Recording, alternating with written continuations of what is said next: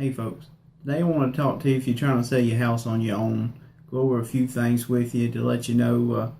I know the market's good right now and you might think you're saving a buck or two, but I just wanted to go over a few things with you that might help you.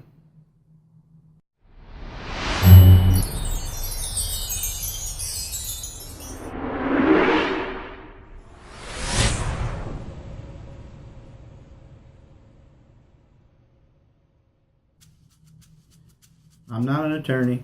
I'm not trying to pretend to be an attorney. So if you got legal questions, you need to call your attorney and you need to ask them. But two things I wanted to hit on today were disclosures and the two types of disclosures we use in real estate. I know this stuff's not fun, but this is stuff you need to know, especially if you're looking to sell your house. The first type of disclosure is a seller's disclosure, and it is required by the state for you as a seller to disclose anything that's happened to that home since the day you have taken ownership. You can't speak for stuff that's happened before your ownership, but from the day that you owned it, you can speak for that. So the state of South Carolina requires that you give a buyer or a potential buyer disclosure on the house, telling anything that you have done or any kind of updates you've made to it, anything you've replaced to it, any type of problems you've had, but that has to be in writing from you in your own handwriting. That is something that you, even if you hire a realtor, still have to do, and it is required by the state that you give a buyer a seller's disclosure.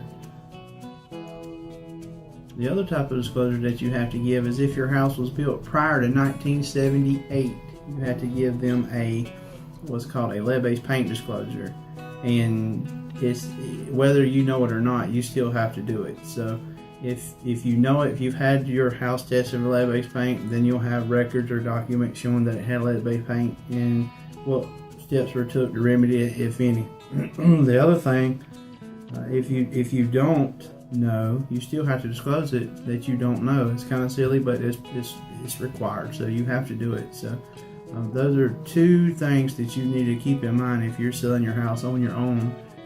I know the market's good, like I said, and people want to just jump past the realtor when the market's good, and that's fine. It's yours. You can do whatever you want. You can sell whatever you want, pretty much. But those two things are going to help you. Now, I don't know where you would get those forms at if you're not using a realtor, but we have those forms, and if there's something that you're thinking about doing, then I highly suggest you check with someone before you just go out there and put your house on the market, and then you go around for the next 20 years telling a story about how much money you made not using a realtor. It does happen, I understand that, but we're here for more than just your money.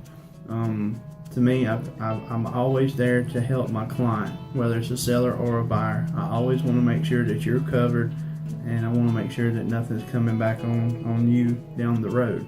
So that's another thing that you got to take in consideration. Yeah, it might be hot, it might be good, you might make all kind of money, but you need to make sure that you're covered. That's the two things that I really truly believe that you need to make sure you're doing.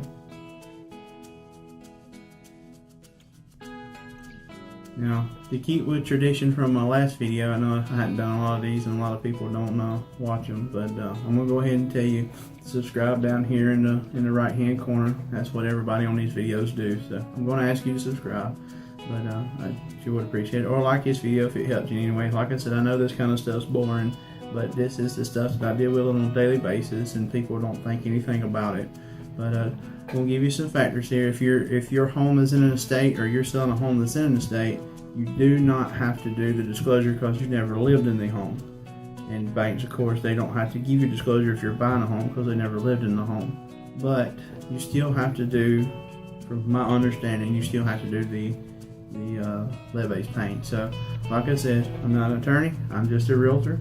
I'm not here trying to tell you what's the law. I'm just telling you items that are required, whether you are using us or not.